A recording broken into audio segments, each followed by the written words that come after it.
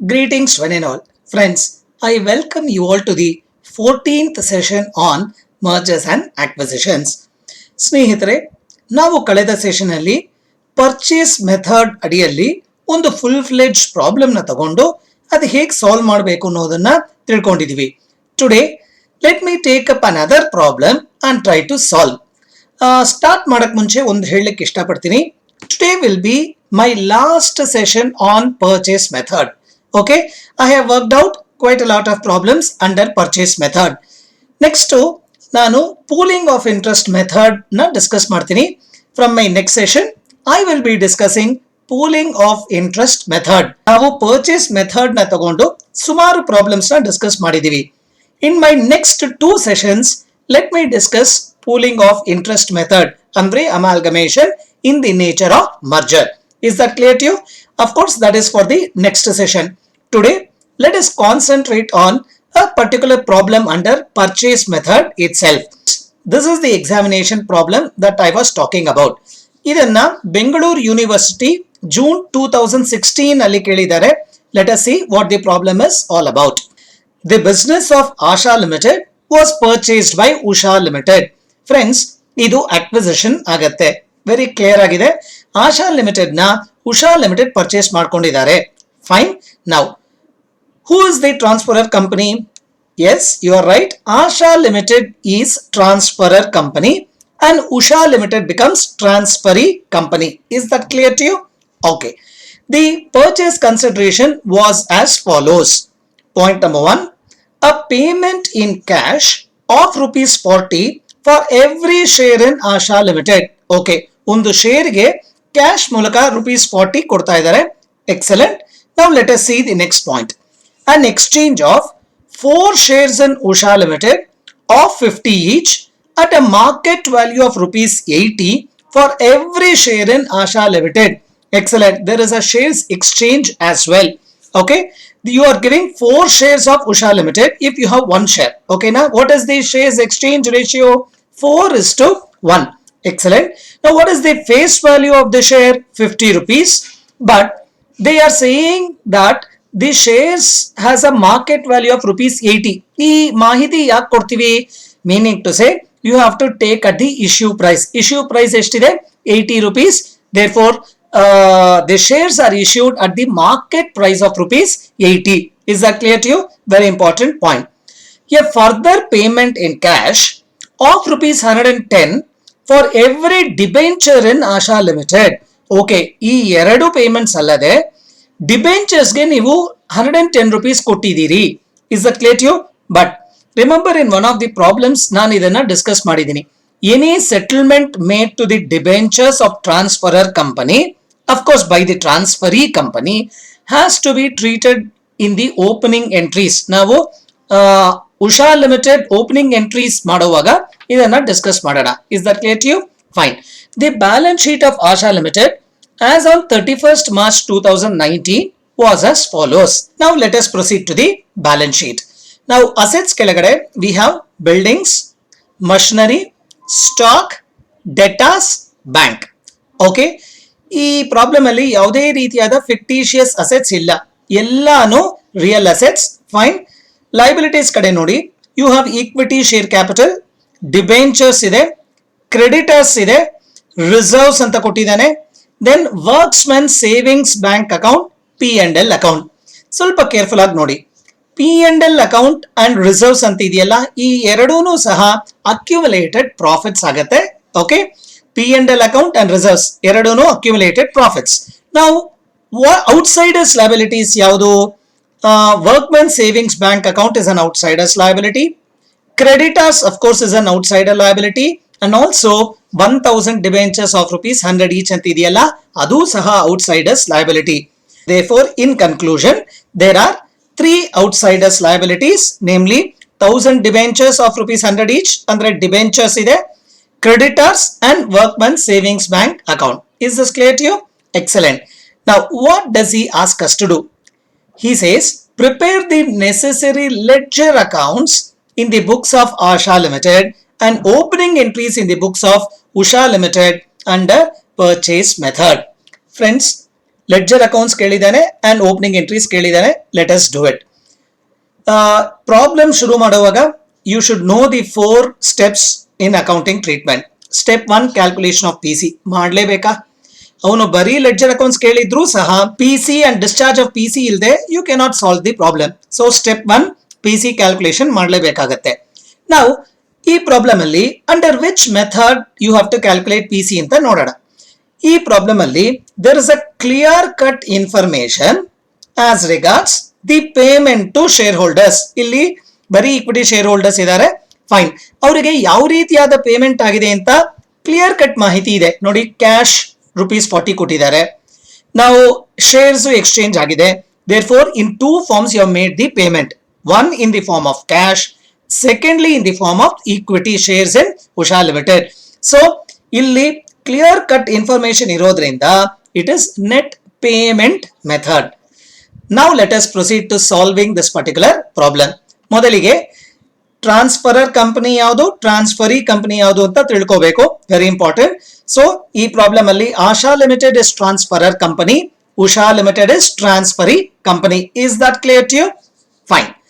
ಈಗ P C calculation ಹೋಗೋಣ. As I said it is under net payment method. ನಾನೊಂದು table ಹಾಕೋತೀನಿ. ನಾವು ಯಾರಿಗೆ ಪೇಮೆಂಟ್ ಆಗಿದೆ? It is paid to equity shareholders, correct? Now, first in the form of cash. You have made the payment in 2 forms. ಎರಡು ರೀತಿಯಾದ payment ಆಗಿದೆ. ಮೊದಲನೇ payment in the form of cash. ಎಷ್ಟು ಕೊಟ್ಟಿದ್ದೀರಿ? ₹40. Okay, for every share. ಪ್ರತಿಯೊಂದು ಶೇರ್ಗೂ 40 ಕೊಟ್ಟಿದ್ದೀರಿ. How many shares are there? ಇಲ್ಲೇ ಇದೆ ನೋಡಿ, 1000 ಶೇರ್ಸ್ ಆರ್ ದೇರ್.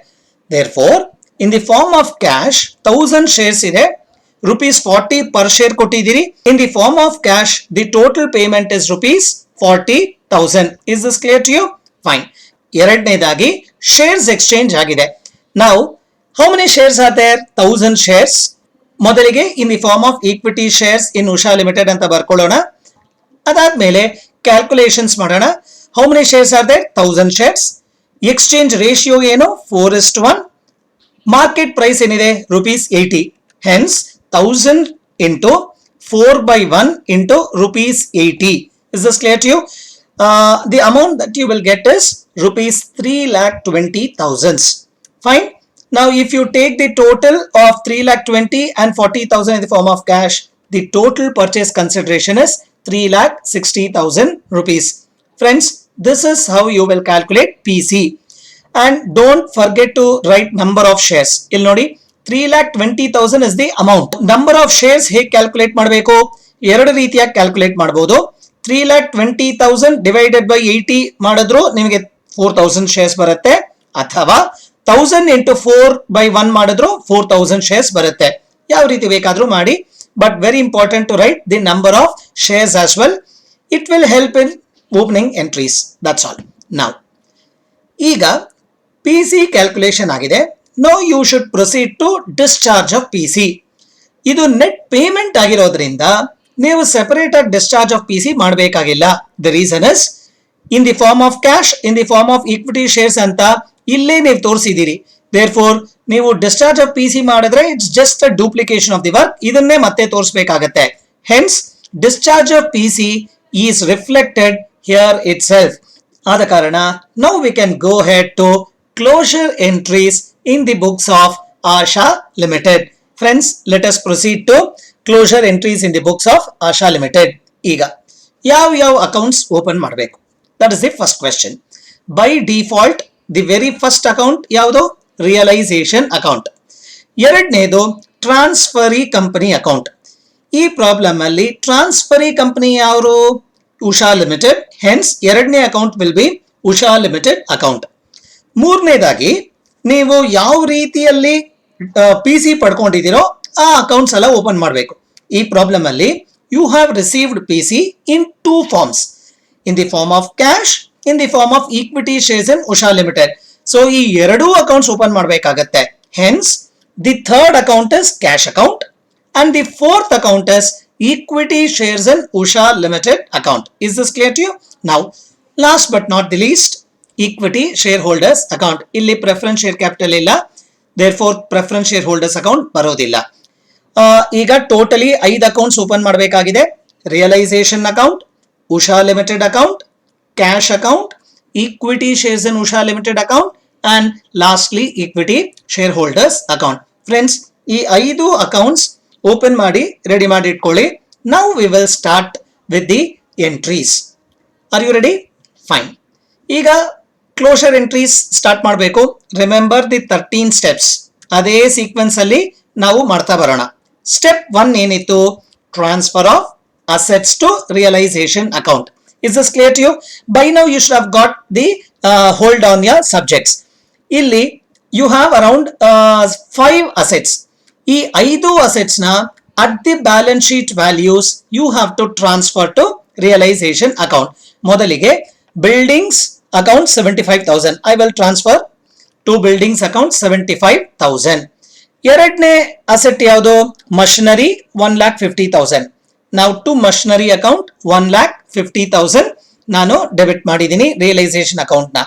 ಮೂರನೇದಾಗಿ stock is 90,000. So to stock account rupees 90,000 ಅಂತ ಬರೀತೀನಿ. ನಾವು ನಾಲ್ಕನೇ ಅಸೆಟ್ ಯಾವುದು? You have debtors 80,000. I will write to debtors account 80,000. Lastly you have bank balance ಎಷ್ಟಿದೆ? 35,000 ಇದೆ. So I will transfer the bank balance as well 35,000. Friends, first step ಅಲ್ಲಿ ಏನ್ ಮಾಡಿದೀವಿ? ನಮ್ಮಲ್ಲಿರುವಂತಹ ಅಷ್ಟು ಅಸೆಟ್ಸ್ ನ ಬುಕ್ ವ್ಯಾಲ್ಯೂ ಅಲ್ಲಿ ರಿಯಲೈಸೇಷನ್ ಅಕೌಂಟ್ಗೆ ಡೆಬಿಟ್ ಮಾಡಿದಿರಿ. ಕರೆಕ್ಟಾ? That ends your step 1. ನಾವು let us proceed to step 2. ಎರಡನೇ ಸ್ಟೆಪ್ ಅಲ್ಲಿ ಏನ್ ಮಾಡಬೇಕು? Transfer of outsiders liabilities. ನಾನು ಪ್ರಾಬ್ಲಮ್ ನ ಡಿಸ್ಕಸ್ ಮಾಡುವಾಗಲೇ ಹೇಳಿದ್ದೆ, ದೇರ್ ಆರ್ 3 ಔಟ್ಸೈಡರ್ಸ್ ಲಯಬಿಲಿಟೀಸ್ ಅಂತ. What are they? Creditors, workman savings bank account and debentures. Now I will transfer all these 3 liabilities to realization account. Now ಮೊದಲಿಗೆ ನಾನು creditors ನ transfer ಮಾಡ್ತೀನಿ. ಎಷ್ಟಿದೆ creditors? 30,000. After which I will transfer workman savings bank account. Workman savings bank account balance sheet ಅಲ್ಲಿ ಎಷ್ಟಿದೆ? 10,000. I will transfer 10,000. Now which is the other liability that you have to transfer? Debentures. Debentures value ಎಷ್ಟಿದೆ? 1 lakh. Hence I will transfer the debentures 1 lakh as well. Now this completes the second step of transfer of liabilities to realization account. ಈಗ step 3 ಗೆ proceed ಮಾಡೋಣ. Step 3 ಏನು? It is PC due. Correct? ನಾವು journal entry ಏನು? Transferee company account debit to realization account. Am I right? ಈಗ transferee company ಯಾವ್ದು ಇಲ್ಲಿ? Usha limited account. ನಾವು Usha limited account has to be debited, realization account has to be credited. Shall we post that entry? Now come to Usha Limited account. You have to debit it. You have to pass the entry as to realization account. The PC amount. PC amount ಎಷ್ಟು ಬಂದಿದೆ? 3,60,000 rupees ಬಂದಿದೆ.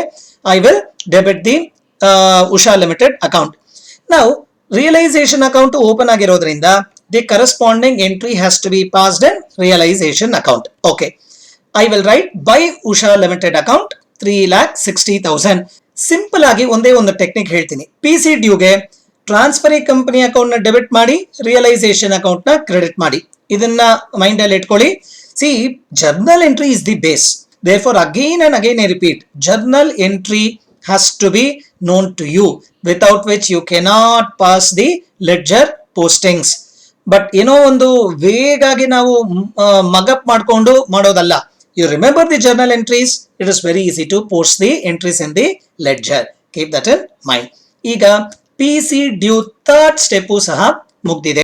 Friends, ಈಗ fourth step receipt of PC ಯಾವ ತರ ಮಾಡಬೇಕು ಅನ್ನೋದನ್ನು ನೋಡೋಣ. ನಾವು ಈ ಪ್ರಾಬ್ಲಮ್ ಅಲ್ಲಿ ಯು ಹ್ಯಾವ್ ರಿಸೀವ್ಡ್ PC ಇನ್ 2 forms. ಕರೆಕ್ಟಾ? What are the 2 forms of PC receipt? One in the form of cash. ಎರಡನೇದಾಗಿ ಈಕ್ವಿಟಿ ಶೇರ್ಸ್ ಸಹ ರಿಸೀವ್ ಮಾಡ್ಕೊಂಡಿದ್ದೀರಿ. ಸೊ ಕ್ಯಾಶ್ ಎಷ್ಟು ರಿಸೀವ್ ಮಾಡ್ಕೊಂಡಿದೀವಿ? 40,000. ಈಕ್ವಿಟಿ ಶೇರ್ಸ್ ಮೂಲಕ ಎಷ್ಟು ರಿಸೀವ್ ಮಾಡ್ಕೊಂಡಿದ್ದೀರಾ? 3,20,000. ಓಕೆ. ಈ ಎರಡು ಕೊಟ್ಟಿರೋದು ನಮ್ಗೆ ಯಾರು? Usha limited account. So Usha limited account ಬಂದು ಕ್ರೆಡಿಟ್ ದಿ ಗಿವರ್. ಕರೆಕ್ಟಾ? So we will credit. ನಾವು ಕ್ಯಾಶ್ ಮೂಲಕ 40,000, ಈಕ್ವಿಟಿ ಶೇರ್ಸ್ ಉಷಾ ಲಿಮಿಟೆಡ್ ಮೂಲಕ 3,20,000. Is this clear to you? Our receipt of PC is in these two forms. Through cash 40,000, through equity shares in Usha Limited account 3,20,000. Is it clear to you? Now, ಇದರ corresponding entries ನಾವು post ಮಾಡಬೇಕಾಗುತ್ತೆ. Cash account ಅಲ್ಲೂ post ಮಾಡಬೇಕು, equity shares in Usha limited account ಅಲ್ಲೂ ಸಹ post ಮಾಡಬೇಕಾಗುತ್ತೆ. Let us ನಾವ್ post the corresponding entries. ಈಗ ಕ್ಯಾಶ್ ಅಕೌಂಟ್ ಬನ್ನಿ. ಕ್ಯಾಶ್ ಅಕೌಂಟ್ ಅಲ್ಲಿ ಏನಂತ ಬರೀಬೇಕಾಗತ್ತೆ? To Usha limited account. ಕರೆಕ್ಟಾ? ನಾನೀಗ ಅದನ್ನು ಪೋಸ್ಟ್ ಮಾಡ್ತೀನಿ. To Usha limited account 40,000. Okay, next equity shares in Usha limited account ಬನ್ನಿ. ಅಲ್ಲೂ ಸಹ ಟು ಉಷಾ ಲಿಮಿಟೆಡ್ ಅಕೌಂಟ್ ಅಂತಾನೆ ಬರೀಬೇಕಾಗತ್ತೆ. The amount is 3,20,000. This completes your receipt of PC. ಈಗ ನೋಡಿ, what is the journal entry? Cash account debit, equity shares in Usha Limited account debit to Usha Limited account. That journal entry is also posted here in step 4. Now let us proceed to step 5. Step 5 is realization of assets not taken over. Illi all the assets are taken over. ಅಂದ ತಕ್ಷಣ ನಿಮಗೆ step 5 ಬರೋದಿಲ್ಲ. Clear? ನಾವು step 6 ಗೆ ಹೋಗೋಣ. Step 6 ಏನು ಹೇಳುತ್ತೆ? Payment of liabilities not taken over. ಇಲ್ಲಿ all the outsiders liabilities are being transferred. Hence step 6 ಸಹ ಬರೋದಿಲ್ಲ. ನಾವು ಸ್ಟೆಪ್ 7 ಏನಿತ್ತು? Settlement of preference share holders. ಈ ಪ್ರಾಬ್ಲಮ್ ಅಲ್ಲಿ ಪ್ರೆಫರೆನ್ಸ್ ಶೇರ್ ಕ್ಯಾಪಿಟಲ್ ಇಲ್ಲ. Hence settlement of preference share holders ಸಹ ಬರೋದಿಲ್ಲ. ನಾವು ಸ್ಟೆಪ್ 8 ಹೋಗೋಣ. ಸ್ಟೆಪ್ 8 ಏನು? Payment of realisation expenses. ಅದರ ಬಗ್ಗೆ ಯಾವುದೇ ರೀತಿಯಾದ ಇನ್ಫಾರ್ಮೇಶನ್ ಈ ಪ್ರಾಬ್ಲಮ್ ಅಲ್ಲಿ ಇಲ್ಲ. ಹೆನ್ಸ್ ಸ್ಟೆಪ್ 8 ಸಹ ಬರೋದಿಲ್ಲ. 5, 6, 7, 8 ಸ್ಟೆಪ್ಸ್ ಈ ಪ್ರಾಬ್ಲಮ್ ಅಲ್ಲಿ ಇಲ್ಲ. Fine. Now let us go to step 9. Step 9 mandatory step ಬಂದೇ ಬರುತ್ತೆ. It is closure of realisation account. Friends, before I close the realisation account, ನಾನು ನಿಮ್ಗೊಂದು ಮಾತನ್ನು ಹೇಳಿದ್ದೆ. 4th ಸ್ಟೆಪ್ ಆದ್ಮೇಲೆ ಟ್ರಾನ್ಸ್ಫರಿ ಕಂಪನಿ ಅಕೌಂಟ್ ನ ಕ್ಲೋಸ್ ಮಾಡಿ ಅಂತ. ಇಲ್ಲಿ Usha limited account transferee company account ಇದೆ. ಆಟೋಮೆಟಿಕ್ ಆಗಿ ಕ್ಲೋಸ್ ಆಗುತ್ತೆ ನೋಡಿ. 3,60,000 total debit side, 3,60,000 credit side. So 4th step ಆದ್ಮೇಲೆ you can close your transferee company account. ಈಗ 5th ಸ್ಟೆಪ್ ಇಲ್ಲ, 6th ಸ್ಟೆಪ್ ಇಲ್ಲ, 7th ಸ್ಟೆಪ್ ಇಲ್ಲ, 8th ಸ್ಟೆಪ್ ಇಲ್ಲ. Now we have come to the 9th step, that is closure of realisation account. ಈಗ realisation account close ಮಾಡಬೇಕು ಅಂತ ಹೇಳಿದ್ರೆ let us see debit side and credit side totals. ಆ debit side ನಿಮಗೆ 4,30,000 ಬರುತ್ತೆ. ಕರೆಕ್ಟಾ? ಕ್ರೆಡಿಟ್ ಸೈಡ್ 5 lakhs ಬರ್ತಿದೆ. ನಾವು please tell me which side has the highest total? Yes, of course credit side ಜಾಸ್ತಿ ಇದೆ. ಕ್ರೆಡಿಟ್ ಸೈಡ್ 5 lakhs ಇದೆ, debit side ಬರೀ 4,30,000 ಇದೆ. ಸೊ ಹೈಯೆಸ್ಟ್ ಟೋಟಲ್ ನ ಎರಡೂ ಕಡೆ ಬರ್ಕೋತೀನಿ, 5 lakhs ಅಂಡ್ 5 lakhs. ಈಗ ಕ್ರೆಡಿಟ್ ಸೈಡ್ ಜಾಸ್ತಿ ಇದ್ರೆ ಇಟ್ ಇಸ್ ರಿಯಲೈಸೇಷನ್ ಪ್ರಾಫಿಟ್ಸ್. ಈ ಪ್ರಾಫಿಟ್ಸ್ ನ ಯಾರಿಗೆ ಟ್ರಾನ್ಸ್ಫರ್ ಮಾಡಬೇಕು? To equity share holders account. Balancing figure ಎಷ್ಟು ಬರುತ್ತೆ? 5 lakhs minus 4,30,000 70,000 ಬರುತ್ತೆ. ಈ 70,000 ರಿಯಲೈಸೇಷನ್ ಪ್ರಾಫಿಟ್ಸ್ ನ ಈಕ್ವಿಟಿ ಶೇರ್ ಹೋಲ್ಡರ್ಸ್ ಗೆ ಟ್ರಾನ್ಸ್ಫರ್ ಮಾಡಿದೀನಿ. Is it clear to you? Fine. ನಾವು ಈಕ್ವಿಟಿ ಶೇರ್ ಹೋಲ್ಡರ್ಸ್ ಅಕೌಂಟು ಸಹ ನೀವು ಓಪನ್ ಮಾಡಿದ್ದೀರಿ. ಕರೆಕ್ಟಾ? ನಾವು ದಿ ಕರೆಸ್ಪಾಂಡಿಂಗ್ ಎಂಟ್ರಿ ನಾನು ಈಕ್ವಿಟಿ ಶೇರ್ ಹೋಲ್ಡರ್ಸ್ ಅಕೌಂಟ್ ಅಲ್ಲಿ ನಾನು ಟ್ರಾನ್ಸ್ಫರ್ ಮಾಡಬೇಕಾಗತ್ತೆ. ಸೊ ಪ್ರಾಫಿಟ್ಸ್ ಅಂದ್ರೆ equity share holders account credit ಆಗಬೇಕು ಅಂತ ಹೇಳಿದ್ದೆ. ನಾವು by realisation account 70,000. Friends, hope I am clear. This completes 9th step of closure of realization account. Now, step 10 ಏನು? Transfer of accumulated profits. Problem discuss ಮಾಡ್ತಾ ಇದ್ದಾಗಲೇ ಹೇಳಿದ್ದೆ, there are 2 accumulated profits. One reserves and second one is P&L account. So reserve 65,000 ಇದೆ, P&L account 25,000 ಇದೆ. ಈ ಎರಡು accumulated profits ನ equity share holders ಗೆ ಟ್ರಾನ್ಸ್ಫರ್ ಮಾಡೋಣ. Come to equity share holders account. You transfer by reserves 65,000, by P&L account 25,000. So ನಾವು ನಮ್ಮಲ್ಲಿ ಇದ್ದಂತಹ ಅಕ್ಯುಮುಲೇಟೆಡ್ ಪ್ರಾಫಿಟ್ಸ್ ನ ಈಕ್ವಿಟಿ ಶೇರ್ ಹೋಲ್ಡರ್ಸ್ ಗೆ ಟ್ರಾನ್ಸ್ಫರ್ ಮಾಡಿದ್ದೀವಿ. ಓಕೆ, ನೆಕ್ಸ್ಟ್ ಸ್ಟೆಪ್ 11 ಏನು? Transfer of accumulated losses. ಈ ಪ್ರಾಬ್ಲಮ್ ಅಲ್ಲಿ ಯಾವುದೇ ರೀತಿಯಾದ ಅಕ್ಯುಮುಲೇಟೆಡ್ ಲಾಸ್ ಇಲ್ಲ. Hence forget about step 11. Let us proceed to step 12. Step 12 is transfer of equity share capital. ಇಲ್ಲಿ ಶೇರ್ ಕ್ಯಾಪಿಟಲ್ ಎಷ್ಟಿದೆ? 2 lakhs ಇದೆ. ಈ 2 lakhs ಈಕ್ವಿಟಿ ಶೇರ್ ಕ್ಯಾಪಿಟಲ್ ನ ನಾವು ಈಕ್ವಿಟಿ ಶೇರ್ ಹೋಲ್ಡರ್ಸ್ಗೆ ಟ್ರಾನ್ಸ್ಫರ್ ಮಾಡೋಣ. Come to equity share holders account. Now in equity shareholders account, you will write it as by equity share capital account 2 lakhs. So equity share capital na equity shareholders ge transfer ಮಾಡಿದೀವಿ in step 12. This completes 12th step as well. Now the final step, that is the 13th step, settlement to equity shareholders. Now ಅದು ಯಾವ ತರ ಮಾಡಬೇಕು? So ಒಂದೊಂದು account close ಮಾಡಿಕೊಂಡು ಯಾವ account balance ಇದೆಯೋ ಅದನ್ನ ಈಕ್ವಿಟಿ ಶೇರ್ ಹೋಲ್ಡರ್ಸ್ಗೆ ನಾವು ಟ್ರಾನ್ಸ್ಫರ್ ಮಾಡಬೇಕಾಗತ್ತೆ. ಕರೆಕ್ಟಾ? ನಾವು the first account realisation account ನಾವು ಕ್ಲೋಸ್ ಮಾಡಿದೀವಿ. Second account transferee company account, ಈ ಪ್ರಾಬ್ಲಮ್ ಅಲ್ಲಿ Usha limited account you have already closed it. ನಾವು ಕ್ಯಾಶ್ ಅಕೌಂಟ್ ಬ್ಯಾಲೆನ್ಸ್ ಇದೆ, ಎಷ್ಟಿದೆ? 40,000 rupees ಇದೆ. ಈ 40,000 ನ ಈಕ್ವಿಟಿ ಶೇರ್ ಹೋಲ್ಡರ್ಸ್ಗೆ ಟ್ರಾನ್ಸ್ಫರ್ ಮಾಡಬೇಕಾಗತ್ತೆ. Fine, I have transferred by equity shareholders account 40,000. Okay, I will close this cash account as well. The corresponding entry ನಾವು equity shareholders account ಅಲ್ಲಿ ನಾವು ಪಾಸ್ ಮಾಡಬೇಕು. So equity shareholders account debit to cash account, debit the receiver. So equity shareholders account receive ಮಾಡ್ತಾ ಇದ್ದಾರೆ. So debit the receivers, cash is going out, credit cash account. Is this clear? That is the logic for this entry. Now cash account ಸಹ close ಆಗಿದೆ. ಇನ್ನ balance ಇರೋದು ಒಂದೇ ಒಂದು account, equity shares in Usha limited account. ಇಲ್ಲಿ ಎಷ್ಟು balance ಇದೆ ಅಂತ ನೋಡಿ. 3,20,000 rupees ಇದೆ. ಅದನ್ನ ಮುಟ್ಟೇ ಇಲ್ಲ, ಹಾಗೆ ಇದೆ. ನಾವು this 3,20,000 rupees that you have received in the form of equity shares has to be transferred to equity shareholders. Okay, by equity shareholders account 3,20,000 ಅಂತ ಬರ್ತಿದ್ದೀನಿ.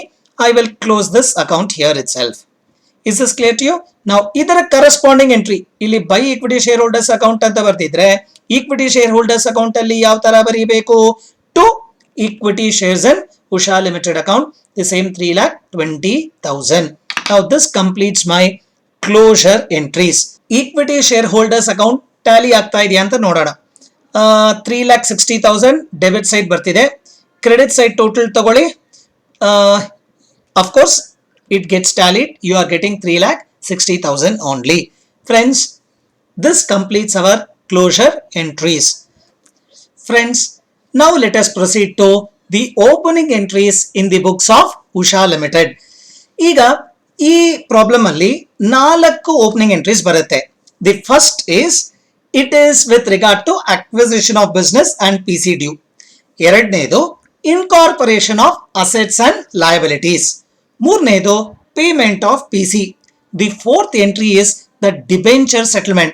ರಿಮೆಂಬರ್, ನಾನು ಪ್ರಾಬ್ಲಮ್ ನ ಡಿಸ್ಕಸ್ ಮಾಡ್ತಾ ಇದ್ದಾಗ ಹೇಳಿದ್ದೆ, ಇಲ್ಲೇ ಇದೆ ನೋಡಿ, a further payment in cash of ₹110 for every debenture in Asha limited ಅಂತ ಇದೆಯಲ್ಲ, ಇದರ ಅಡ್ಜಸ್ಟ್ಮೆಂಟ್ ನ ನಾವಿಲ್ಲಿ ತೋರಿಸಬೇಕಾಗತ್ತೆ. ಅದನ್ನ ಫೋರ್ತ್ ಎಂಟ್ರಿ ಪಾಸ್ ಮಾಡ್ತೀನಿ. Now let us proceed further and pass each of these entries. The first entry ಏನು? Incorporation of business and PC due. Fine. ಇದಕ್ಕೆ ಜರ್ನಲ್ ಎಂಟ್ರಿ ಏನ್ ಬರುತ್ತೆ? Business purchase account debit to liquidators of Asha limited account. ನಾವು let us pass this entry friends. ಇಲ್ಲಿ ನೋಡಿ, business purchase account debit. Amount ಏನ್ ಬರೀಬೇಕಾಗತ್ತೆ? PC amount, purchase consideration ಎಷ್ಟು calculate ಮಾಡಿದಿರೋ ಆ ಅಮೌಂಟ್ ಬರುತ್ತೆ. ಈ ಪ್ರಾಬ್ಲಮ್ ಅಲ್ಲಿ 3,60,000. So business purchase account debit 3,60,000 to liquidators of Asha Limited account 3,60,000. This completes your first entry. Now let us proceed to the second entry. ಎರಡನೇ entry ಏನು? Incorporation of assets and liabilities. ಕ್ಲಿಯರಾ? ಇದಕ್ಕೆ journal entry ಏನ್ ಬರುತ್ತೆ? Various assets account debit to various liabilities account to business purchase account. ಕ್ಲಿಯರಾ? ಇಲ್ಲಿ what are the various assets? We have 5 assets. ಇಲ್ಲಿ ನೋಡಿ, buildings, machinery, stock, debtors, bank. Now each of these 5 accounts na ನಾವು debit ಮಾಡಬೇಕು. So buildings account debit 75,000, machinery account debit 1,50,000, stock account debit 90,000, debtors account debit 80,000, bank account debit 35,000. ಈ 5 accounts debit ಮಾಡ್ತೀವಿ. Clear? ನಾವು ಯಾವ accounts credit ಮಾಡಬೇಕು? Various liabilities. ಇಲ್ಲಿ you have taken three liabilities. Which are the three liabilities? Debentures, creditors, workman savings bank. ಈಗ creditors 30,000, workman savings bank 10,000. There is no change. But debentures matra you have taking over at 110. Therefore 1000 into 110 ಮಾಡಿದ್ರೆ 1,10,000 ಬರುತ್ತೆ. Is this clear? So all the liabilities, all these three liabilities na credit ಮಾಡಿ to business purchase account PC amount na ಬರೀತೀವಿ. Now let us proceed and see how the entry has to be passed. Again I repeat, all the assets account debit to three liabilities account to business purchase account. But never ever forget, ಒಂದು ಮಾತನ್ನು ಹೇಳಿದ್ದೆ, ಈ incorporation entry second entry ಮಾಡುವಾಗ ಒಂದು line ಬಿಡಿ ಅಂತ. Okay, I will leave the first line. ಅಕಸ್ಮಾತ್ balancing figure ಏನಾದ್ರೂ ಗುಡ್ ವಿಲ್ ಬಂದ್ರೆ ಅಲ್ಲಿ ಬರೆಯಕ್ಕೆ ಒಂದು ಲೈನ್ ಬಿಟ್ಬಿಟ್ಟು from the second line I will pass the entry. ನೋಡಿ, this is the entry. Buildings account debit 75,000, machinery account debit 1,50,000, stock account debit 90,000, debtors account debit 80,000, bank account debit 35,000. ಈ ಎಲ್ಲಾ assets debit ಆಗಿದೆ. ಮೂರ್ liabilities ತಗೊಂಡಿದ್ದೀರಿ. To creditors account 30,000, to workman savings bank account 10,000. Debentures ನೋಡಿ, there are 1000 debentures. The agreed values 110, ಆದ ಕಾರಣ 1,10,000 ಬರುತ್ತೆ. Don't ever forget to credit business purchase account. So business purchase account PC amount 3,60,000. Friends, ಈಗ ಈ debit side total and credit side total tally ಆಗತ್ತಾ? Tally ಆಗಿಲ್ಲ ಅಂತ ಹೇಳಿದ್ರೆ ಎಷ್ಟು ಡಿಫ್ರೆನ್ಸು, ಯಾವ ಕಡೆ ಜಾಸ್ತಿ ಬರ್ತಿದೆ ಅಂತ ಫಸ್ಟ್ ನೋಡೋಣ. ಈಗ ಕ್ರೆಡಿಟ್ ಸೈಡ್ ಟೋಟಲ್ ನೋಡಿ, you will get 5,10,000. am I correct? Now debit side total ನೋಡಿ, you will get 4,30,000. am I right? Excellent. Friends, ಈಗ ಕ್ರೆಡಿಟ್ ಸೈಡ್ ಜಾಸ್ತಿ ಇದ್ರೆ you will treat it as goodwill. am I clear? Now goodwill has to be debited and the balancing figure, ಎಷ್ಟು balancing figure? 80,000. so ಇಲ್ಲಿ ನೋಡಿ, credit side ಇದ್ದಂತಹ ಈ ಎಲ್ಲ total will be 5,10,000. ಈ 5,10,000 ಇಂದ ದಿಸ್ ಟೋಟಲ್ ಆಫ್ 4,30,000 ನ ಮೈನಸ್ ಮಾಡಿದ್ರೆ ಯು ವಿಲ್ ಗೆಟ್ 80,000. ಕರೆಕ್ಟಾ? That is the balancing figure. So credit side ಜಾಸ್ತಿ ಇದ್ರೆ ಗುಡ್ ವಿಲ್ ಅಕೌಂಟ್ ಅಂತ ಆಲ್ರೆಡಿ ಹೇಳಿದೀನಿ. This is how you will pass the second entry with regard to incorporation of assets and liabilities. ಈಗ the third entry, that is with regard to payment of PC ಮಾಡಬೇಕಾಗತ್ತೆ. ಸೊ PC calculations ಗೆ first ಬನ್ನಿ. How have you paid the PC? In the form of cash 40,000 pay ಮಾಡಿದ್ದೀರಾ. In the form of shares 3,20,000 pay ಮಾಡಿದ್ದೀರಿ. But please remember, ಈ shares are issued at a premium. ಈಗ ಇರೋದೇ 4,000 shares. ಇಲ್ಲಿ 50 rupees is the face value. ಕರೆಕ್ಟಾ? ಇಲ್ಲೇ ಇದೆ ನೋಡಿ, 50 rupees ಅಂತ ಅಲ್ಲೇ ಇದೆ. ಇಲ್ಲಿ ನೋಡಿ, rupees 50 each, ಮಾರ್ಕೆಟ್ ವ್ಯಾಲ್ಯೂ 80. ಸೊ ಈ 4,000 ಶೇರ್ಸ್ ಇಶ್ಯೂ ಮಾಡಿದೀರಾ, ಅದರಲ್ಲಿ 50 rupees is the face value, 30 rupees is the premium value. Is this clear to you? ನಾವು ಇದನ್ನ ಮನಸ್ಸಲ್ಲಿ ಇಟ್ಕೊಂಡು ನಾವು ಪೇಮೆಂಟ್ ಎಂಟ್ರಿನ ಪಾಸ್ ಮಾಡಬೇಕಾಗತ್ತೆ. ನಾವು ಈ PC ಪೇಮೆಂಟ್ ನ ರಿಸೀವ್ ಮಾಡ್ತಾ ಇರೋದು ಯಾರು? Liquidators of Asha limited. ಕರೆಕ್ಟಾ? That account has to be debited. So what will be the journal entry?